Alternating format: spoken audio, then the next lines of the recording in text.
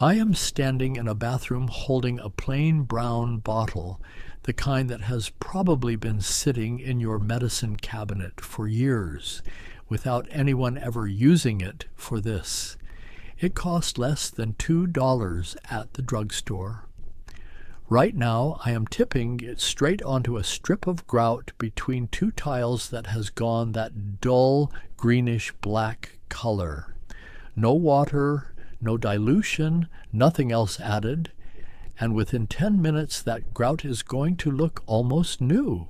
I want you to sit with that for a second, because there is a mold remediation company in this town that would charge somewhere between $500 and $1,500 to walk into a room this size and do roughly the same thing to roughly the same grout, wearing a paper suit and carrying a machine that hums.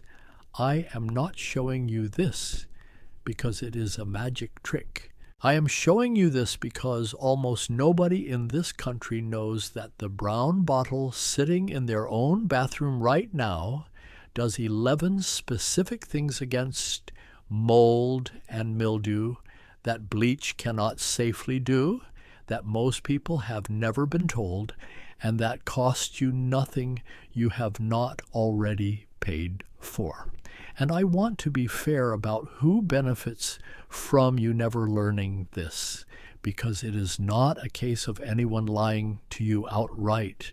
A mold remediation company makes its money from the job itself, the labor, the equipment, the paper suits, the invoice at the end.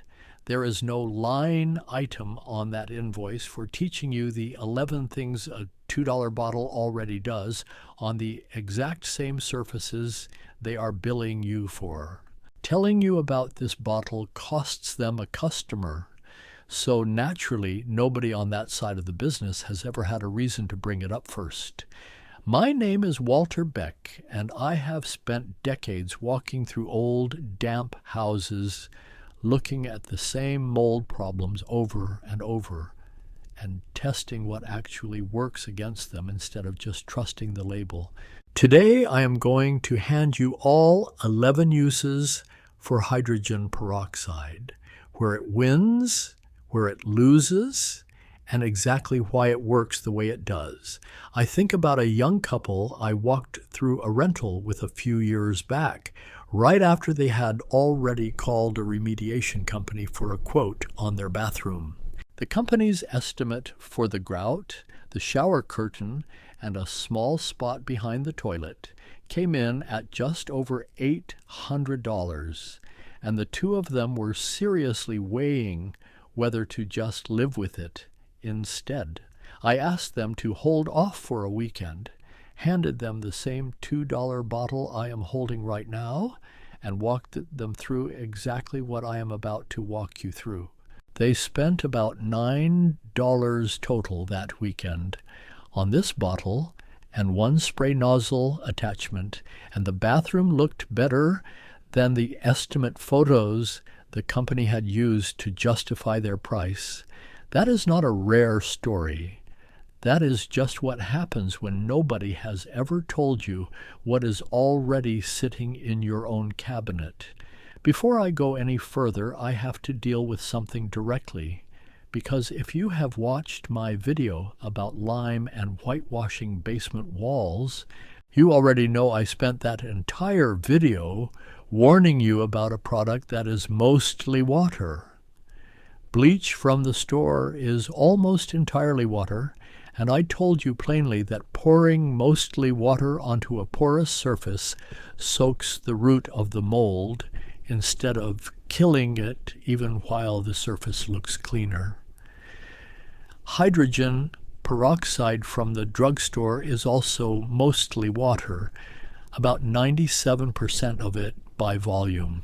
So you would be right to ask me, sitting there watching this, whether I am about to contradict myself for the sake of a new video. I am not, and I want to explain exactly why before I give you a single one of the 11 uses, because the difference matters, and I am not going to bury it at the end of this video where you might miss it. Here is the part that actually separates hydrogen peroxide from bleach, and it comes down to what each one physically does at the surface it touches. Peroxide is what is called an oxidizer, and what that means in plain terms is that it does not sit on a mold spore and poison it the way a chemical residue does. It reacts directly with the spore's outer wall through oxidation and breaks that wall apart. Bleach mostly works the same way on the surface, but here is where the two genuinely part ways.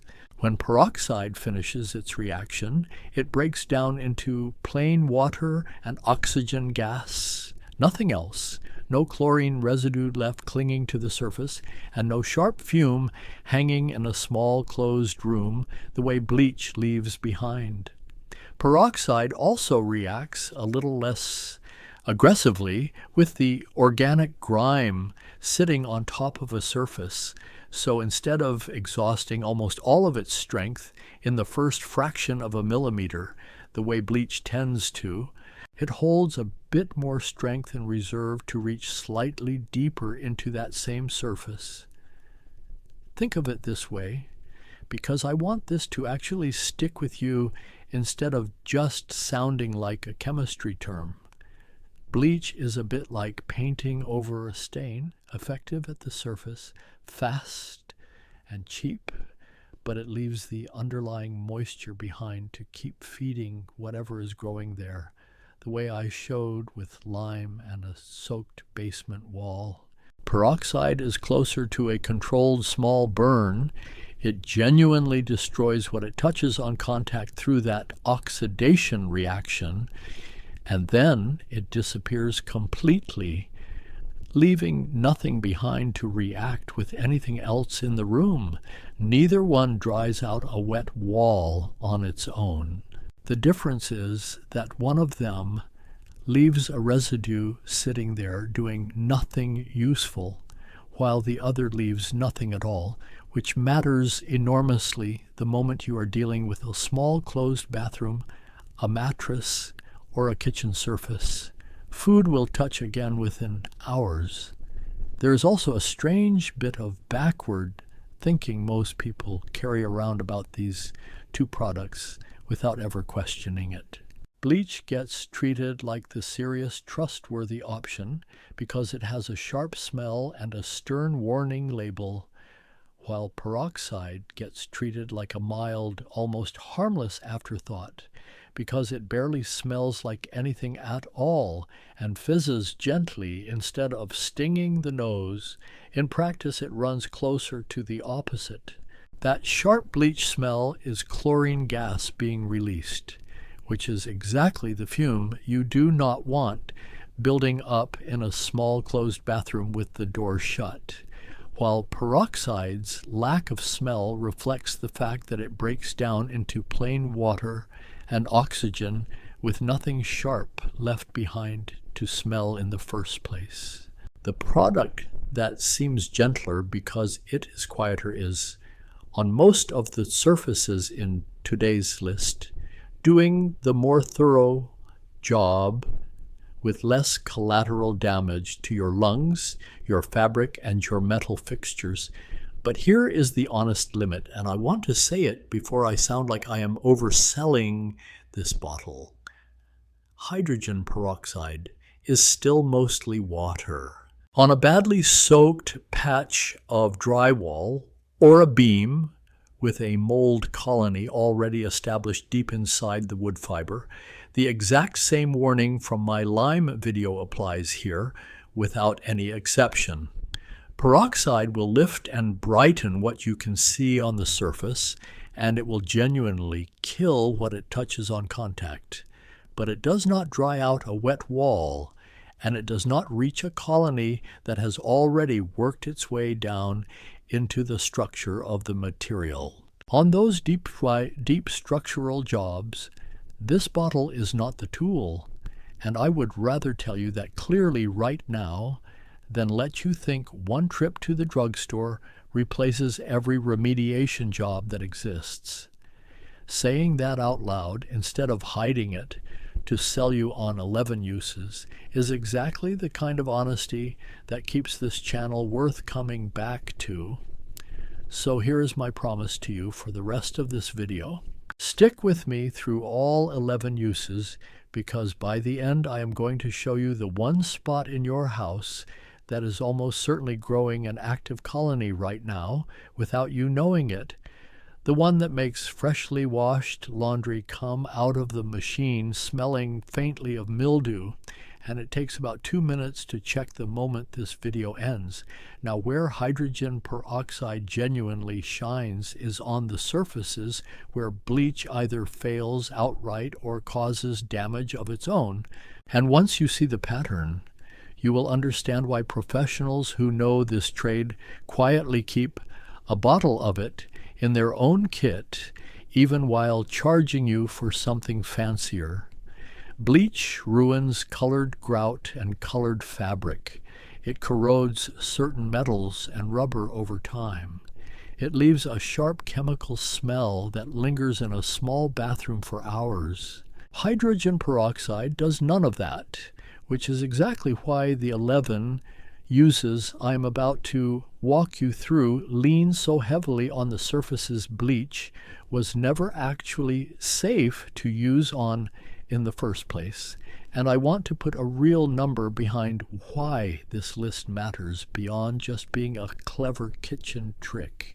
A single visit from a mold remediation company for a small bathroom or laundry area commonly runs somewhere between $500 and $1,500, and that is before anything gets cut open or replaced. Every single one of the 11 uses on today's list costs you the price of a bottle you can find at almost any drugstore or grocery store for less than $2, and most of them take less time than waiting for a load of laundry to finish. That gap, a $2 bottle against a $1,500 invoice for surface work that genuinely overlaps in a lot of ordinary households, is exactly why I think more people deserve to know about this before they pick up the phone. I also want to clear up a small piece of a common confusion before we get into the list, because I get asked about it constantly. There is more than one strength of hydrogen peroxide sold in this country, and the 3% bottle from the drugstore is the only one any of today's 11 uses ever require. Higher concentrations exist, sold mostly for industrial and salon use, and I will get to exactly why you should leave those on the shelf when I cover the mistakes later in this video. For now, just know that the small brown bottle sitting in a normal medicine cabinet is already the correct tool. No upgrade, no special order, nothing extras to buy. Let's go through all 11 one at a time, what to do, where it works, and roughly what it costs. The first is plain 3% hydrogen peroxide poured straight onto grout between bathroom tiles, undiluted, left to sit for 10 minutes before a light scrub. This is the exact demonstration I opened this video with, and it works because grout is porous but shallow, so peroxide has more than enough strength to fully saturate it in that short window.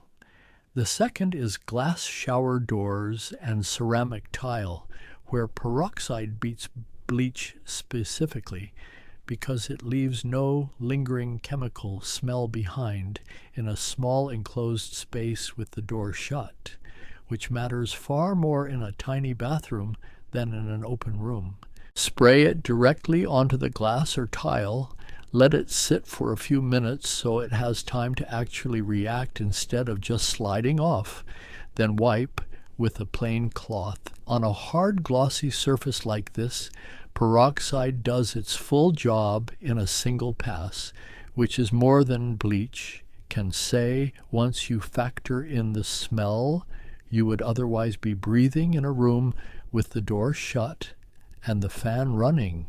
This is also the use I recommend to anyone sharing a single bathroom with a small child or an older parent, since there is no fume to clear out of the room before anyone else can safely go back in.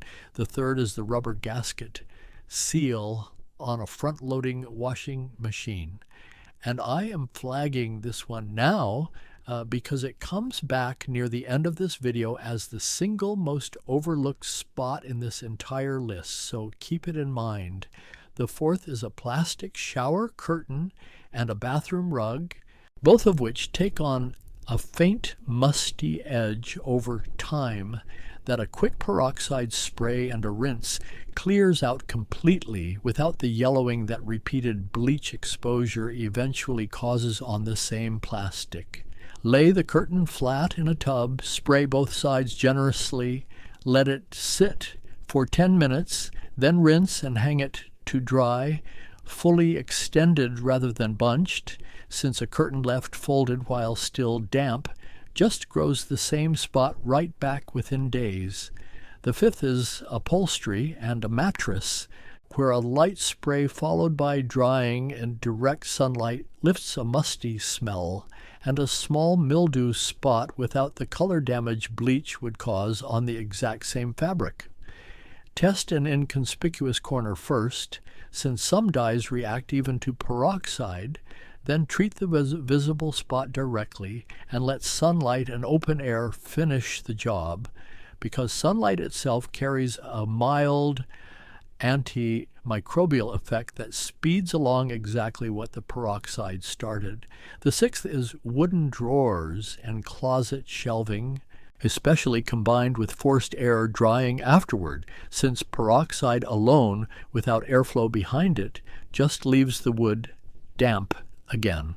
Wipe the treated wood down firmly with a dry cloth once you are done, and if the drawer or shelf can come out entirely, prop it in open air for an hour before putting anything back inside it. The seventh is the plastic and rubber seal inside a refrigerator or an ice maker, spots that almost never cross anyone's mind until the ice itself starts tasting faintly off. A cloth dampened with peroxide run along the rubber door seal, and the plastic bin under the ice dispenser clears.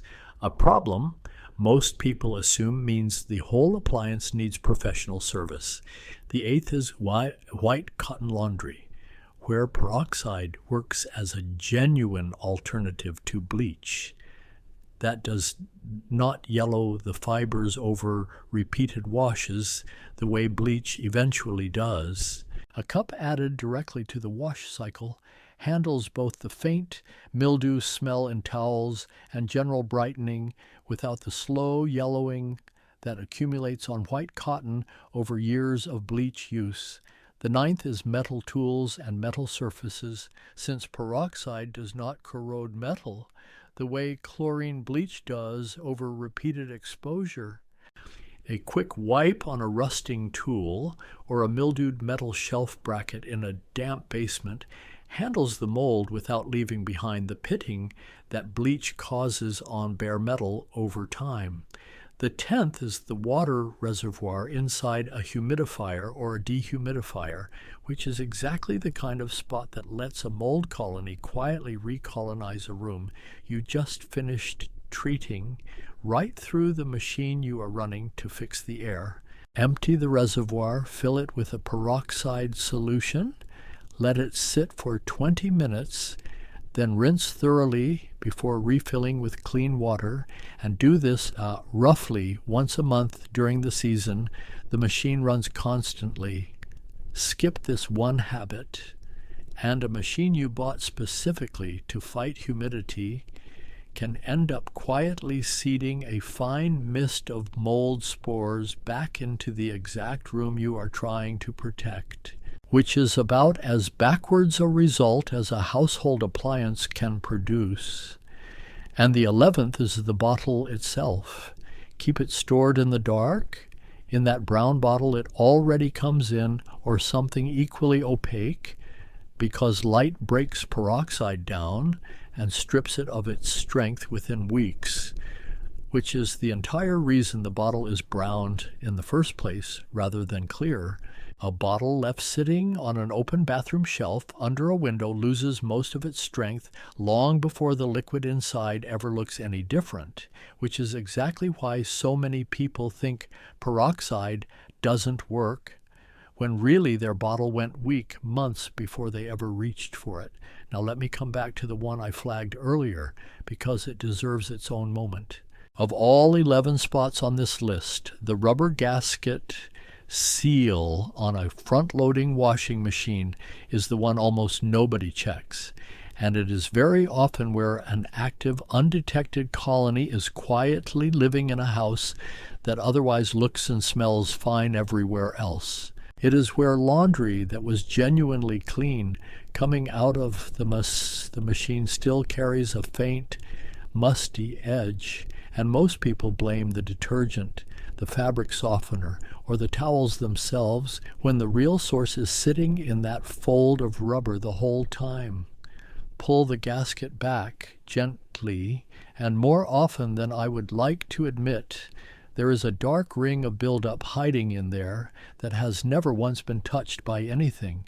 A peroxide-soaked cloth wiped along that fold, left with the door propped open afterward to dry, solves it in one pass, and I would put this single spot ahead of every other item on this list if I had to rank them. The reason it hides so well is almost architectural. A front-loading machine seals that gasket shut between cycles, trapping warm leftover moisture in complete darkness with a steady supply of lint and detergent residue to feed on, which is close to the perfect environment for a colony to establish itself undisturbed for months or years. A top-loading machine mostly avoids this because there is no deep folded seal for water to hide in the same way, which is worth knowing if you are ever choosing between the two. If you own a front loader, make checking and wiping that gasket a habit every few weeks rather than a one-time fix, and leave the door cracked open between washes instead of closing it flush, since that single habit does more to prevent the problem from returning than any cleaning product ever could on its own. Now the mistakes, because a few of these are easy to get wrong in ways that either waste the bottle or actively cause a new problem. The first mistake is diluting the peroxide because it feels too strong straight from the bottle. 3%, the concentration you buy at any drugstore, is already the correct working strength for every single use on this list, and watering it down further only weakens it for no reason. The second mistake is pouring leftover peroxide into a clear glass spray bottle for convenience, which exposes it to light and quietly drains its strength within a couple of weeks, long before the bottle looks empty. The third, and this one matters for your safety, is mixing peroxide with vinegar in the same spray bottle. Both are common natural cleaners, and it feels intuitive to combine them for extra strength, but mixed together they form peroxetic acid, which is a genuine skin and eye irritant that neither ingredient is on its own, and there is no cleaning benefit that justifies making it. The fourth mistake is expecting peroxide to lift an old yellow tannin stain on a ceiling, which is a completely different kind of stain that this bottle was never built to touch. Tannin bleeds through from old water damage that dried out long ago, and it is a wood or paper compound reacting with the paint above it, not a living organism sitting on the surface. So an oxidizer built to attack a mold spore's cell wall has nothing to actually react with there. I have had people spray an entire ceiling repeatedly, frustrated that nothing is changing, when the honest answer is simply that this was never the right tool for that particular stain in the first place. And the final mistake is the structural one, the same one I warned about with lime. Using peroxide again and again on a wall that keeps coming back, instead of stopping to ask where the water feeding of that wall is actually coming from. Peroxide will win that fight on the surface every single time and lose the war underneath it every single time, if nobody ever finds the source. I saw that third mistake happen firsthand in a house where the homeowner had read somewhere that combining natural cleaners always makes them stronger, and decided to fill a single spray bottle half with peroxide and half with vinegar to tackle a stubborn shower corner. Within a minute of spraying, she was coughing and had to leave the bathroom with the door open and the fan running for 20 minutes before she could go back in. Nothing about the shower corner improved either, since the two ingredients spent their energy reacting with each other in the bottle instead of with the mildew on the tile. It is one of those mistakes that feels like it should be common sense once you know the reason behind it, and completely invisible until you do. I want to be completely honest about the limits of this bottle, because I think that matters more than the 11 uses themselves. Hydrogen peroxide does not dry out a wet wall, it does not fix a leaking pipe, and it does not replace real ventilation in a room that traps humidity. It is genuinely excellent on hard, non-porous, and lightly porous surfaces, tile, glass, plastic, rubber, metal, and it is limited on deeply porous material like soaked drywall or a beam with an established colony inside it, exactly the same honest limit I described in my video about lime on basement walls. Never mix it with vinegar in the same container, for the reason I just explained, and never mix it with bleach either, since that combination creates its own set of harsh, irritating byproducts that nobody needs. Industrial strength peroxide, sold at concentrations well above 3% for commercial use, will burn skin on contact and is not something any use on this list ever requires, so there is no reason to seek it out. I mention this because every so often someone asks me whether buying a stronger version online will make all 11 of these jobs faster. And the honest answer is no. It just adds real risk to a task that was already working fine at 3%. Stronger is not the same thing as better here, and in this particular case, it is meaningfully more dangerous for a household to have sitting around for no real benefit. And on the health side, if you or anyone in your household has asthma, a respiratory allergy, or a weakened immune system, that person should not be the one spraying and scrubbing any existing mold, peroxide or otherwise. Any patch of mold larger than roughly 10 square feet is worth calling an actual remediation professional for. And if a respiratory symptom is persistent and does not clear up once the visible mold is gone, that is a conversation for a doctor, not just another pass with a spray bottle. I also want to be fair to the remediation companies I have spent this entire video comparing a $2 bottle against, because being honest cuts both ways here too. A real remediation job, the kind that involves cutting open a wall, running industrial air movers for days, and testing the air afterward to confirm the colony is actually gone, is genuinely worth what it costs when a house needs it. What I am arguing against is not that profession existing. It is charging that same rate for work a homeowner could have handled themselves with a bottle already sitting in their own cabinet on surfaces that were never structural to begin with. Knowing the difference between the two is what this whole list has been about. None of these 11 uses require anything you do not already have within walking distance of your own bathroom. That is really the point of a video like this one. A $2 bottle used correctly on the surfaces it was actually built for handles more of the mold and mildew in an average home than most people ever give it credit for, while the surfaces that genuinely need a professional, the ones with water actively feeding them from somewhere unseen, stay exactly as much a professional's job as they always were. Knowing which category a given spot in your house falls into is worth more than any single bottle, and that is the entire reason I walked you through the honest limits alongside the 11 wins today, instead of just the wins alone. If you came here from my video about Lyman basement walls, I hope this one closed the loop rather than opening a new contradiction.